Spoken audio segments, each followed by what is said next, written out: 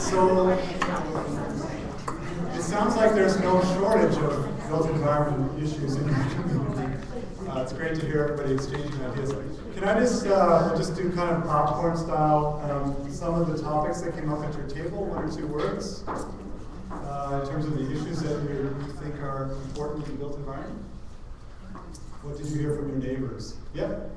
We heard about bike lanes that stop and then start again, and there's a big gap. Okay, That's yeah. the most dangerous area for cyclists. Bike lanes that start and stop, dangerous. We don't know what bike lanes are. You don't know what bike lanes are, but you're sort of interested in maybe?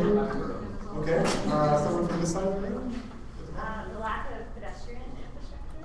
Lack of pedestrian infrastructure, yeah. Okay. In the back corner?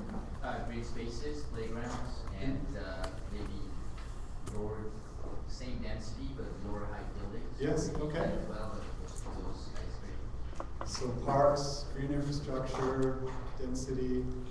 Someone from the middle here? Affordable housing. Affordable housing, okay. High density, but then you have to move children out to other schools. You don't want to see school in your area. So no infrastructure to support the high density. Okay, so getting higher density but no services, including schools to support it. Right, okay. Yep. Discussion about complete streets, but the complexity of actually putting it into place, especially in a rural setting. Okay, discussion about complete streets. So the term complete streets, I'll explain in a little bit more detail if people are familiar with that. Noise pollution, air pollution, yeah. Something we're dealing with in Toronto, we're talking about expanding the airport for jets. Skull, I think you've done time with that, you've moved from point A to point B. Yes. Kind of disconnected a little bit. Yeah, becoming more and more of an issue. Distances people have to travel, urban sprawl, and even congestion is part of that. Okay, anything else that's kind of outside of that?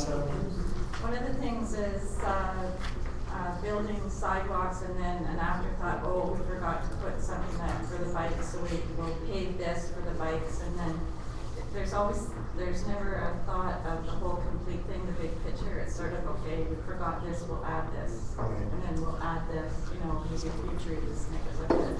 It's, to get them engineers and planners to think. So kind of an incremental approach to improvements and maybe not so coordinated? Yeah, okay. And I heard engineers in there. Previous conference, I was a speaker and he talked about engineers do a really great job. It's just that we have to redefine the problem that we're giving them in terms of moving people and not just cars. Okay, so that's great. I also want to get a sense of this, who's here today. Are people from out of province, out of Ontario? Mostly from Ontario, that's what I thought. And people in the health sector, so public health, community health centers. Okay, most people, planners. Yeah. Anyone from recreation? Yeah, education? Yeah, great. Any transportation engineers? So we got some work to do. Anyone I've missed that I didn't sort of a sector that you work in?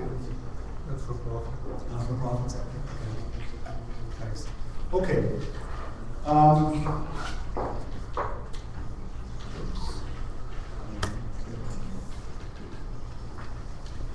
Well, this is a mouse too.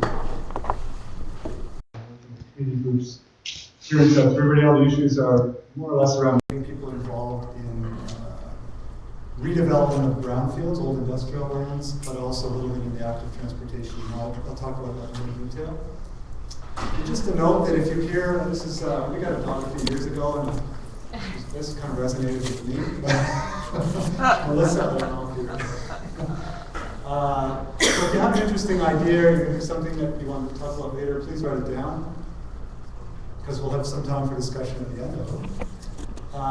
The things that I want to share with you are based on research, not my research, I'm citing other people's research, and observations from the work that I do. So in terms of the research, there's lots of research available. I have a little resource slide at the end of this talk if you need more of that. But I'm just amazed. Every day there's more information coming out on the connections between building and environmental health.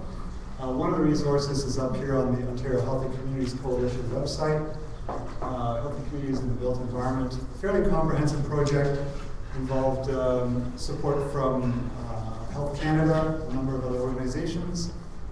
So I encourage you to check that out. In terms of the observations, I've been doing workshops primarily on active transportation, but also on the connection between built environment and health across most of southern Ontario. And I've started to see some patterns, so I'll share those with you. But